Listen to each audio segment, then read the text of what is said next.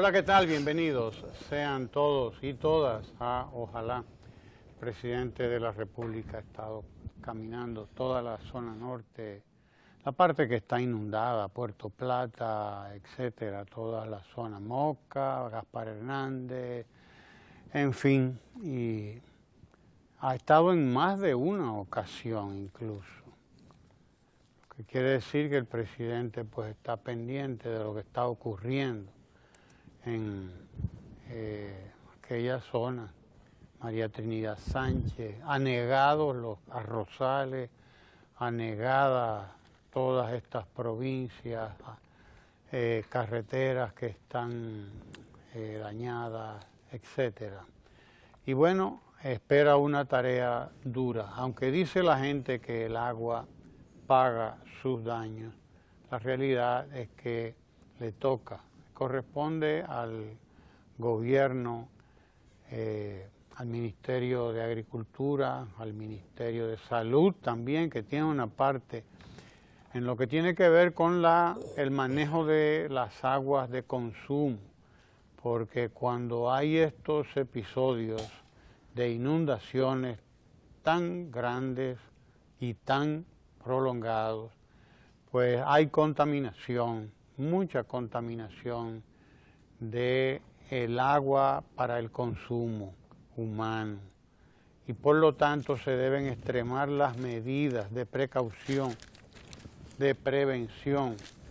Aumentará probablemente la población de mosquitos y con eso las amenazas que vienen con esa situación, puesto que ya ustedes saben la cantidad de enfermedades que son transmitidas.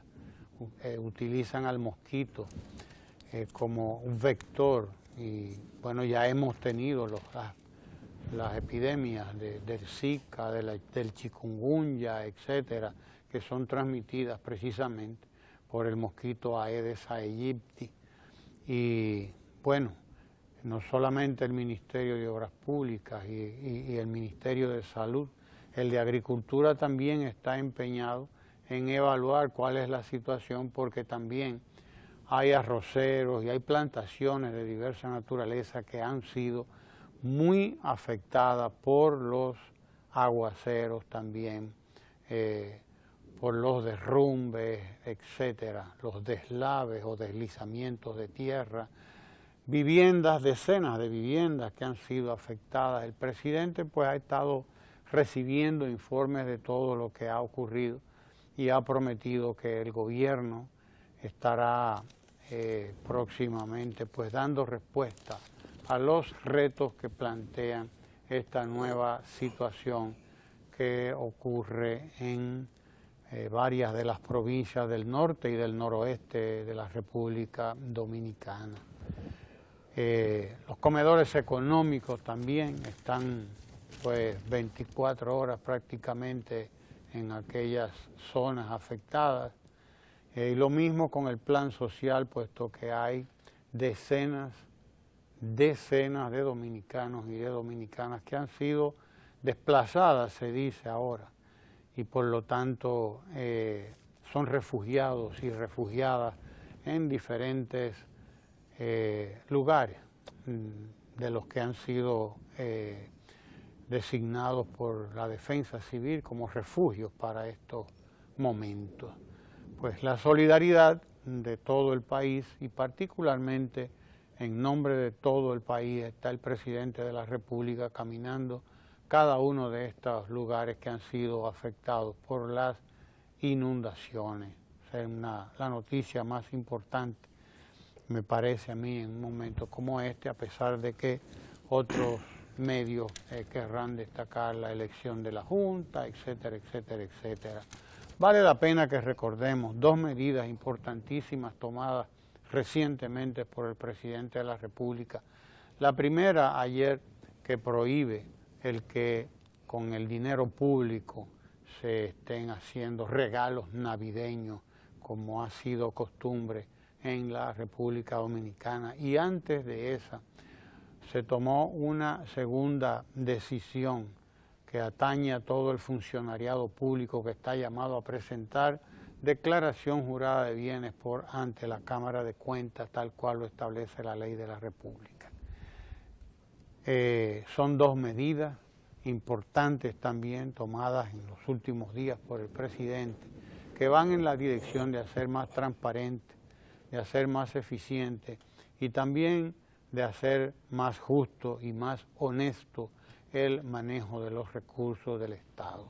Todo va en el sentido de hacer más eficiente la administración pública y sobre todo de hacerla más justa y más apegada a lo que deben ser las funciones del servidor público.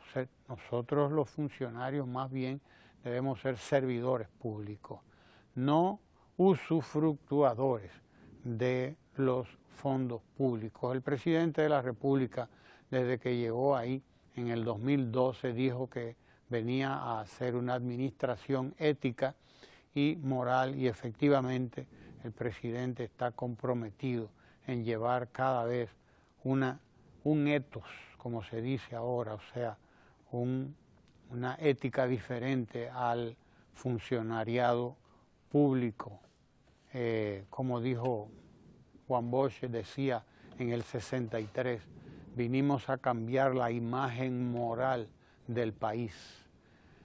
Hoy el presidente de la República está empeñado en ese propósito, en ese objetivo que enarboló Juan Bosch allá en el 63, cambiar la imagen moral de la República Dominicana. Lo decía ayer y lo repito, nosotros hemos logrado cambiar la imagen económica del país, hemos cambiado la imagen del país, sobre todo a nivel internacional. Hay reconocimiento de los logros que ha conseguido la República Dominicana en los últimos tiempos. Nosotros debemos ahora encargarnos de que aquí mismo en la República Dominicana vayamos también cambiando la imagen moral de la administración pública, la imagen moral de la República Dominicana. Y todo el accionar del presidente Danilo Medina viene en esa dirección precisamente, viene a recuperar el camino de la decencia, el camino de la ética y sobre todo el camino del manejo justo, transparente y eficiente de los fondos públicos. Bueno, efectivamente, Ramón, todos los medios de comunicación están resaltando esta avenida de agua que nos ha llegado, en el que tormenta tras tormenta están planeando sobre la República y afectando sobre todo la zona norte y ahora el Bajo Yuna con el desfogue que se ha producido de la presa de Atillo. Inundaciones que pues vienen a agravar problemas de carencias que ya tenían estas zonas, pero como pocas veces se ha visto tanta agua junta, pues el gobierno ha tomado la iniciativa y como tú explicabas, Ramón, pues ya las medidas se han tomado en esa dirección. Yo quiero tomar un punto que me parece muy importante, Ramón, que no dejemos pasar por alto, que es la resolución que ha tomado la CISARRIL creando el Código Único para los prestadores de servicios de salud. Ustedes saben que para recibir de su seguro médico la atención, las ARS les reclamaban a los pacientes de que tenía que ser un médico reconocido por ella. De lo contrario, usted no tenía ese servicio, aunque este médico esté autorizado al ejercicio médico y haga la indicación debida. Este código único viene a resolver un grave problema porque era la discrecionalidad de las ARS la que tenía el poder de decir si te presto servicio o no. En este caso, la disposición de este código único para los médicos va a permitir de que no hay ARS que pueda oponerse a prestar el servicio. Y sin darse cuenta probablemente la gente sobre la importancia que tiene esto, sí la tiene porque quita de las manos de las ARS esa discrecionalidad y unifica el sistema de prestación de servicios de salud a través del código. De manera que ya no hay por qué decir que no se va a prestar servicio. Lo que sí es importante es que todos los médicos y prestadores de servicios de salud acudan a la CISARRIL y obtener su código de prestación de servicio. Con ello, favorecemos la mejor prestación de servicio a la población y aseguramos de que no van a jugar con nosotros como se ha estado haciendo, que habitualmente se convierte en un auténtico ping-pong a disposición del interés de las ARS. Es una resolución importante y que hay que apoyar y a la vez fomentar de que los médicos y los prestadores de salud obtengan su código único para la prestación de servicio. Yo creo que es una resolución bastante interesante esta que se ha tomado. Por otro lado, ayer se eligió la... Debemos decir que la CISARRIL es la Superintendencia de Salud y de Riesgos Laborales. Exactamente, sí. Esa es reguladora. Superintendencia de Salud y Riesgos Laborales. CISARRIL. Que dirige Pedro Luis Castellanos, exacto, nuestro querido amigo. Se eligió la Junta Central Electoral en el día de ayer. Mejor no podía ser. Pero con unos incidentes y unos escarceos que fueron, la verdad, que lamentables. La oposición se retiró del hemiciclo, lo cual no es nuevo. Porque yo recuerdo que en la primera reforma, con aquellas crisis de los años 90, que el gobierno del doctor Balaguer, en que se discutía las reformas impositivas que había que hacer para resolver la crisis que se había generado por el uso de los recursos públicos en la construcción de las presas, de dos presas nacionales bastante costosas, se creó un desajuste fiscal y el Partido Reformista y el PLD se pusieron de acuerdo, produjeron esas reformas, que es la primera de las reformas que se produjeron en el país, y posteriormente se han ido acumulando otros pasos de reforma que han ido reforzando la capacidad del Estado y la organización y facilitando este proceso de desarrollo que hemos venido experimentando desde aquel entonces. Nos hemos convertido en otro país, no solamente por esa parte de tipo económico-financiera del Estado, sino también en la parte institucional. Y esta nueva junta que se ha elegido, pues es suficiente con los nombres que allí se han incluido para que la oposición tenga una actitud más comprensiva, más prudente, más razonable, más lógica, más prudente en la aceptación de esta nueva Cámara que va a dirigir la organización de los procesos electorales. No veo que tengan ningún motivo razonable para que se retiren del hemiciclo. Es algo que denuncia lo que en algún momento mencionábamos acá, de que tenemos una oposición verdaderamente de Boy Scouts. Y cuando no, actuando por emociones. Hay muy buenos Boy Scouts, usted me excusa. Los hay, pero bueno. Con el perdón de los Boy Scouts. Con el perdón de los Boy Scouts. Bueno, de todas maneras, lo de Boy Scout lo que tiene que ver es con jovencitos que llegan allí a recibir instrucciones, ¿verdad que sí? Son nobles en estas acciones y lógicamente lo que no es asimilable, y por eso hablo de Boy Scout, de que una oposición constituida además por muchos viejos, ¿verdad que sí? Tenga estas carencias políticas. Cuidado con los viejos también. Y esas deficiencias de visión para manejar la oposición que se tiene frente a una decisión como esta, en que los miembros de ella no es verdad que puedan ser cuestionados como se está haciendo, o decir incluso de que ha sido una suerte de imposición lo que se ha hecho. La mayoría congresional ha ejercido el derecho constitucionalmente establecido y designado a los representantes electorales en estas cámaras. Es lamentable, quiero repetirlo, el comportamiento desajustado que está teniendo esta oposición en la constitución de las Cortes Nacionales. Quiero pedir a esta oposición que cambie esa actitud y se haga más racional en la búsqueda de soluciones para los problemas del país en este campo no financiero, pero sí institucional, que mucho necesitamos.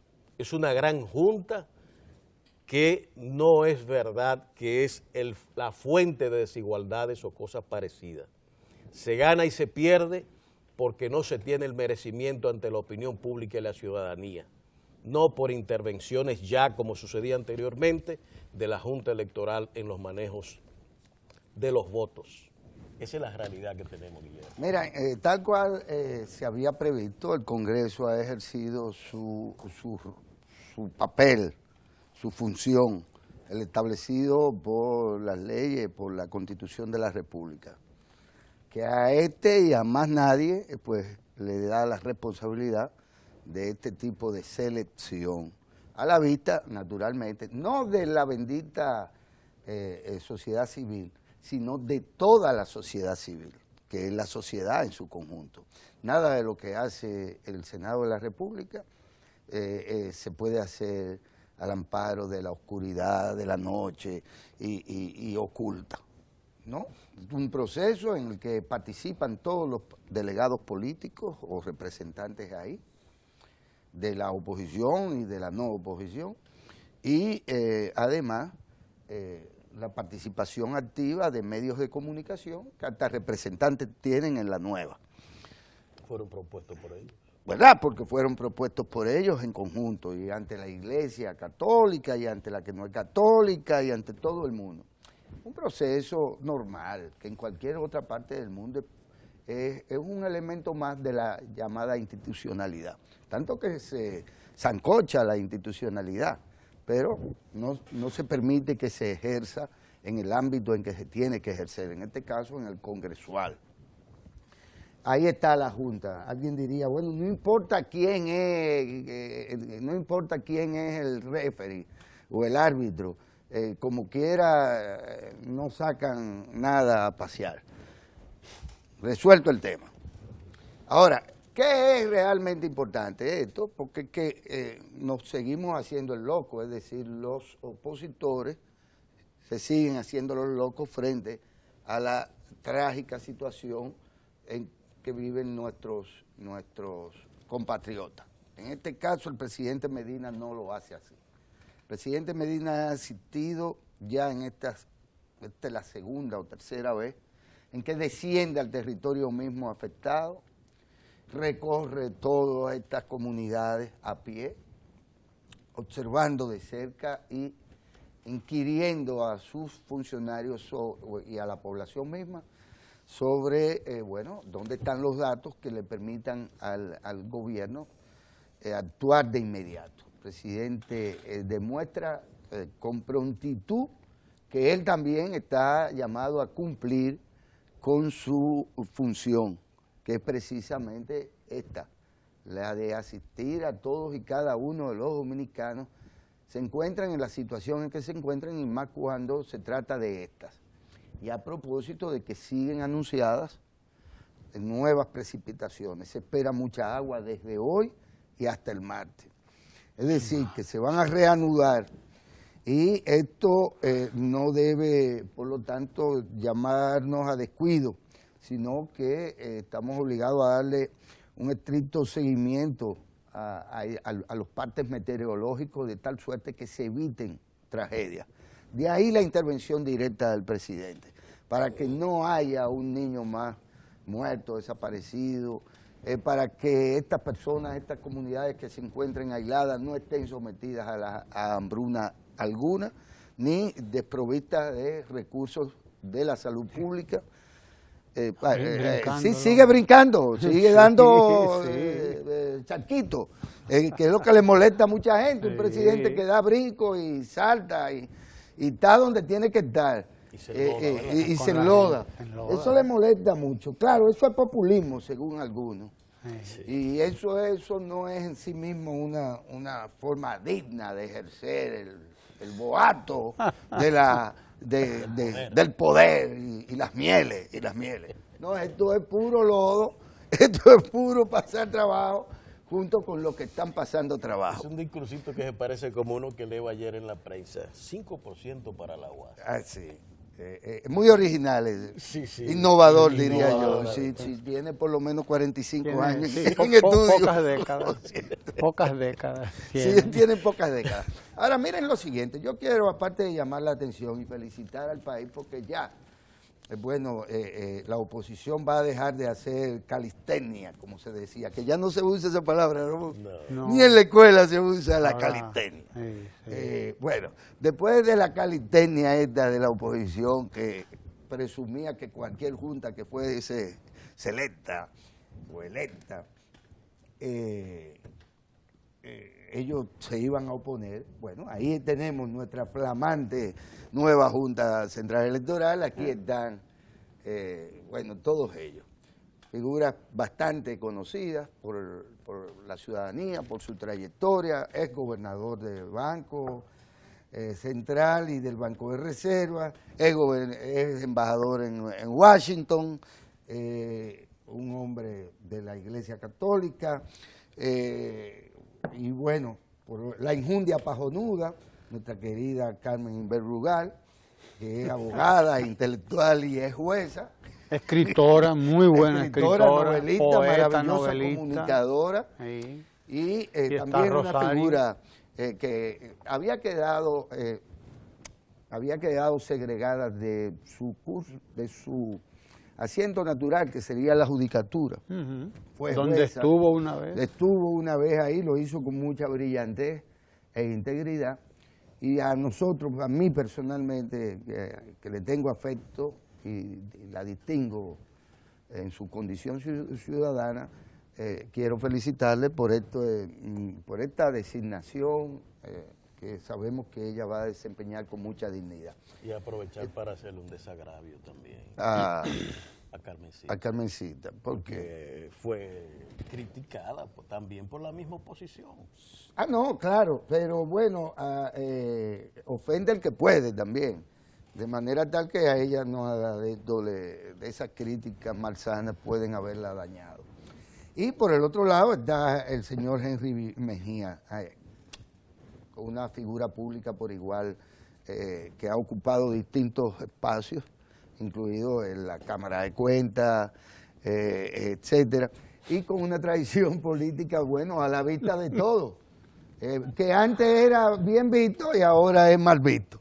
Porque es así, se trata de una serie de mal de ojos que se ve a la gente de vez en cuando. Pero ahí está Rosario Gracián, Bueno, y está que viene de la anterior junta. que viene, se mantiene, le da continuidad a esa Claro. estructura. Creo que Sí, eso sí. es sensato, eso es lógico. No Claro. se puede estar partiendo de cero cuando no se está en cero. Y naturalmente don Julio César Castaño Guzmán, que ya es hoy el nuevo presidente de la Junta Central Electoral, pero que ya lo había sido antes. Y que es sin duda también un hombre vinculado a la Iglesia Católica y es un hombre ¿Y cómo usted sabe de esas mérito. cosas? Bueno, aquí todo el mundo sabe dónde está el cojo y dónde está el tuerto y todo. El ciego. Bueno, el señor Castaño Guzmán, pues, es sin duda una personalidad sobre la que hay Que ya estuvo consenso, ahí que antes. estuvo ahí, que Estuvo estuvo antes ahí. también. Hay Sabe consenso, a qué va. de tal suerte que es una buena selección. Un consenso que no tuvo que ser sometido, y esto hay que también decirlo, porque es consenso si usted se pone de acuerdo conmigo. Pero si todos los demás se ponen de acuerdo conmigo, eso no es consenso. Eso es una confabulación o algo por el estilo. Sí, sí. Lo cierto es que ha habido consenso con respecto a la selección de este, en particular, pienso que es del nuevo presidente de la Junta Central Electoral, a quien le auguramos éxito y además sabemos que se va a comportar como lo que es un ciudadano ejemplar. Y parte también de toda una estirpe familiar muy honorable, sobre la que no pesa ninguna duda, ni pesa ¿verdad? Infamia o algo por el estilo. Preocupación ahora es qué hará la oposición, porque ya tiene junta. Ya Sí, tenemos junta. Habemos junta. Pero Ramón, Ahora, Sí. ¿verdad? Porque ese tema pero ellos no apoyaron, si ellos se sin retiraron apoyo del de la hemiciclo. oposición. Porque aquí hay una concepción de que si usted está en la oposición, lo que tiene que hacer es oposición. Oiga usted qué concepción. prima aquí. Usted está en la oposición, pues usted tiene que hacer oposición. Entonces, es una cosa que es maniquea, como dicen, ¿verdad? Es ¿Qué es maniquea, usted, porque, opositor? oye, ¿qué profesión? Opositor. Esa es una profesión en este país. Ricardo, Y entonces esta gente de la oposición, estos amigos nuestros de la oposición, entienden que hacer oposición es eso, es oponerse a todo. Tienen una junta en la que hay gente que ellos mismos, incluso en algún momento, propusieron, santificaron, consideraron, etcétera, etcétera. Y ahora también hacen oposición, porque ¿qué es hacer oposición? Eso es como que tengo que hacer ¿qué? Que tengo, no, por Dios. Esto es una barbaridad pero bueno, lo bueno es que tenemos la Junta. Vamos a no detenernos en esa. Mira, yo quiero, Ramón. Tenemos una Junta y con esa Junta, con esa también, con las otras ocurrió, pero con estas también, se va a demostrar que las elecciones no se ganan en la Junta. Usted puede poner a la oposición entera y si se respeta a la oposición, va a tener que respetar la voluntad de los ciudadanos y las ciudadanas que votamos en las elecciones. Tiene que respetarlo. Es decir, cuando las instituciones están establecidas, cuando un país se institucionaliza, se respetan las decisiones de la gente. Lo que pasa es que hay gente dentro de esa oposición incluso que está muy dispuesta a que no se respeten las instituciones, que ese ha sido su papel cuando han llegado a las instituciones y respetar las propias instituciones. Por eso, cuando estuvieron ejerciendo, no aportaron nada. Y lo poco que se había hecho, lo echaron a perder. Desinstitucionalizaron el país. Entonces, ahora entienden que se debe seguir en lo mismo. No es fácil institucionalizar. No es fácil construir democracia e instituciones a través de las cuales se haga manifiesta esa democracia, esa voluntad de la gente. Mire, permítame tratar rápidamente dos temas, porque ahorita usted me va a sacar con adelante, bateador designado. Hágalo. Déjeme decirle lo siguiente, creo que hay que destacar en esta semana importantes determinaciones de la Presidencia de la República. Comenzando por la advertencia tajante hecha por el ministro de la Presidencia, por órdenes naturalmente del presidente de la República, con respecto a la necesidad o la obligatoriedad del cumplimiento de la ley con respecto a la declaración jurada de bienes.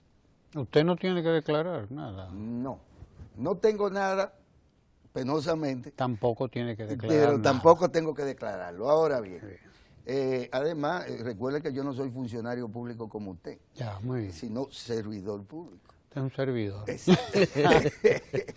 Ahora, mire, no, esto es muy serio, porque esto se viene arrastrando desde hace mucho y era casi olímpico el desprecio a eso, al cumplimiento de esa ley. Qué bueno que sea el presidente Danilo Medina el que haya dicho ya tajantemente, como llegó el capitán y mandó a parar. Que si usted no declara, eso será tomado como una decisión de usted dejar el cargo que ocupa por designación. Supongo que eso generó un avispero y andan, si no centenares, por lo menos 70 funcionarios que se empeñaban en seguir ignorando este tema. La segunda cosa que habría que destacar en esta semana, en el contexto de los graves problemas que tiene el país, es que quedan tajantemente prohibidas los regalos comprados por parte de funcionarios, ministros, directores generales, las canastas, directores generales de regalos comprados con fondos públicos. Comprados con fondos públicos. Llegó el capitán y mandó a parar. No se puede seguir con este relajo de coger los fondos públicos para hacer canasta, para darle a sus allegados, a los canchanchanes y a cuanta gente se entiende que por sus vínculos y demás hay que hacerle llegar una canasta llena de bebidas alcohólicas y demás cosas, carísimas, la mayoría de ellas, y que bueno, eso está tajantemente prohibido. Lo puede hacer, pero con su dinero. Con fondos públicos, no se puede. No con los públicos, ya está que los dicho, públicos no es para regalar. Es la segunda vez que lo dice el presidente y por algo lo dice. Lo dijo creo que el año pasado y seguro que se le escaparon algunos funcionarios que deben haber justificado que ya habían hecho la compra hace un año antes. Sí, esto es irreversible, ya no podemos. El año que viene volvemos. Sí, compraron en febrero para regalar en diciembre. Bueno, ya eso está tajantemente prohibido, el pueblo debe de saludarlo también. Es una forma inapropiada de gastar el dinero público y está prohibido. Y ahora lo que hace propiamente el presidente es establecer también su compromiso irrevocable para que sus funcionarios cumplan con la ley. ¿Qué hay que destacar? En la espera de que las leyes se cumplan, incluyendo la del 10% para alimentar a esta Corporación Estatal de Radio y Televisión. ¿Qué habría que destacar en esta semana? Lo que bien se ha denunciado en el sentido de que hay un conjunto de instituciones públicas, hay que decirlo de esta manera, que incumplen la ley con respecto al pago a la tesorería, a lo que se les retiene a los empleados, se les retiene a los empleados, lo usan para lo que les da la gana, contablemente hablando, gerencialmente hablando, y esto ronda nada más y nada menos que los casi 10.000 millones de pesos, que no es un rulo, No. Será un plátano barahonero, pero rulo no. Sí. Ahora, ¿qué pasa? ¿Qué es lo que significa esto? O que cualquier sistema al que usted le saque o le deje de ingresar esa cantidad de recursos, obviamente tiene una pata coja, tiene una pata que va a desbalancear, que va a poner en riesgo la sostenibilidad de cualquier sistema, de cualquier cosa. Y así lo dice la ministra Altagracia Guzmán Marcelino, quien en el Foro Internacional de Salud de América Latina, creo que en el día de ayer... existen instituciones que hacen las retenciones y no las entregan a la tesorería de la Seguridad Social. 10.000 millones. Pero si usted quiere yo le menciono algunas. El director como que está ignorando de que hay una ley. Sí, como que... No, porque cuando... Sobre la publicidad, ¿verdad? Sí. Que debe transferirse claro. a otro lugar. No, porque ya de esa dije, ¿verdad? Sí, que claro. se viola también. Pero esta es más grave porque esa nos afecta a los trabajadores de aquí, de esta pequeña corporación con 400 empleados. Estamos hablando de algo que afecta a un sistema. Hay instituciones que no pagan hacer TV, la publicidad. Hay un grupo de ellas, pero el presidente está ya alertado sobre eso y hará claro cumplir siempre la ley, porque de eso se trata. Esa es la función de un poder ejecutivo, la de velar por el cumplimiento. Y eso lo ha venido haciendo de manera coherente, sistemática. No se puede ocupar de todas las cosas al mismo tiempo, pero le llega su turno. Ahora, pero este es muy grande, esos 10.000 millones es mucho dinero. Esto es atraso con el pago a la seguridad social. Y hay que decir una cosa, Guillermo. Esos fondos cuando van a la tesorería y entran en el sistema de servicio para su cumplimiento. Claro. Y en la parte de pensiones, la capitalización de la gente que está pagando por ello. Así es. Si no entran, son menos ingresos para los dueños de eso. Para poner un símil o hacer una comparación que muchos podrían pensar quizás arbitraria, pero que no, se trata exactamente de lo mismo. Usted tiene un sistema eléctrico nacional que funciona sobre la base que hay un 40, un 60% de la gente que no lo paga. Y no hablo de la gente común y corriente, hablo de industria, hablo de empresas, hablo de altos consumidores de energía, o que reciben subsidios o simplemente que no la pagan. ¿Qué resulta con esto? Porque claro que no sirve el sistema. Claro que no sirve el sistema porque el sistema está trunco. Es insostenible. Entonces, el Estado Dominicano tiene que subsidiarle, entiéndase, todos en conjunto tenemos que subsidiarlo con 1.200, 1.300, 1.100, 1.500, 2.000 millones de dólares anuales que se dejan de invertir antes en educación, pero se dejan de invertir en salud, o se dejan de invertir en cualquier otra gran necesidad o pequeñas necesidades de la población. Y aquí tenemos, por lo tanto, no me fuñan con Lalo, óigame, aquí tenemos que resolver este problema. No es posible que unos sí y otros no. Es que la desigualdad con respecto a los deberes es absolutamente insostenible e injustificable. No es posible que aquí haya instituciones que sigan creyendo que lo que les retienen como pago o ajustado a lo que determina el pago para la seguridad social o a la seguridad social, lo sigan utilizando para compra de canasta. Porque en esencia es eso. ¿De dónde sacan los cuartos para comprar la canasta? O si tienen una alcancía, la de los trabajadores y el pago de la TCS. Mira, De eso que se trata. no es solamente eso, Guillermo, y el tema viene a cuento precisamente a propósito de la declaración jurada. Eso es una ley que dice, usted tiene que cuando usted ingresa, ¿verdad, doctor? Usted sabe de eso. Cuando usted llega a la función, usted declara, ¿verdad? Y cuando sale de la función, usted declara también cuál es su patrimonio. Eso es una ley. Punto. Es una ley que también a las personas que están trabajando, vamos a decirlo así, genéricamente, si un empleado, un trabajador, se le hace un descuento. El descuento, una retención, le llaman.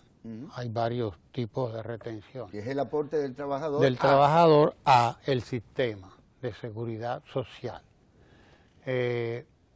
Entonces resulta, eso es una ley además, una ley, que los administradores de las instituciones hacen la retención, pero no reportan a la seguridad social el dinero, sino que le dan... ¿Lo apropian?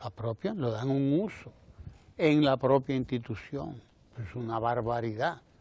Pero lo hacían también con los impuestos internos y aquí mismo, por ejemplo, aquí, a nuestra llegada, encontramos una deuda de 16 millones de pesos. A la TCS.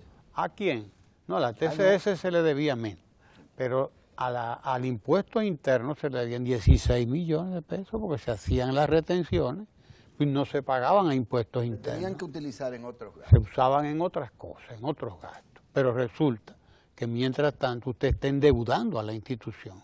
Y lo está endeudando, en este caso ya no con la TSS, que afecta a los empleados además en los servicios que reciben, de pensión, de salud, por ejemplo, sino que usted está endeudando también a la institución con impuestos internos, que es tan grave como eso, tan grave como eso. O sea, uno conoce, porque aquí se recibió una deuda de 16 millones de pesos. Según decía el director de impuestos internos, la cosa es gorda, porque 16 millones de pesos, bueno, para esta institución es mucho, es muchísimo. Y de hecho hemos estado pagando esa deuda, hemos pagado ya más de 2 millones de pesos y se pagarán. 16 millones, se pagarán, indudablemente, pero es una barbaridad, el que se tenga una concepción tan primitiva de la administración en estos tiempos, tan primitiva, además tan presta a cualquier consideración, porque venga acá, usted tiene que explicar qué uso es que le ha dado a esto.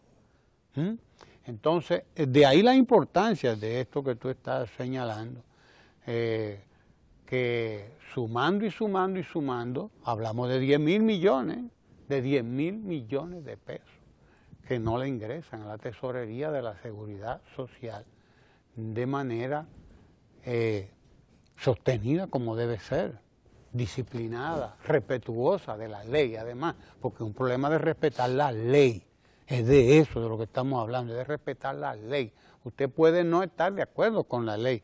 lex dura lex, como decían los latinos. O sea, la ley es dura, pero es la ley, ¿eh? La ley es dura. Y decía Juan Bosch que lo único que organiza a la sociedad es la ley. Es la ley, el respeto a la ley. No la ley sola, porque la ley existe así, pero si no hay quien la haga cumplir, pues tampoco para nada sirve. Es como la ley de tránsito, que como nadie la cumple, pues no sirve para nada. Ahora, cuando nos demos a respetar la ley de tránsito, las cosas comenzarán a cambiar, porque no es de que hay que respetar la ley, no, es que hay que respetarla, y usted tiene que respetarla. Hay una autoridad que está llamada a hacer respetar la ley. En este caso, el presidente está dispuesto a que se cumpla la ley, y esa es su función, como tú decías, es la función de un poder ejecutivo.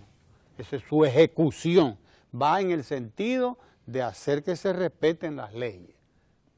No es otra cosa, ¿no? No es otra cosa.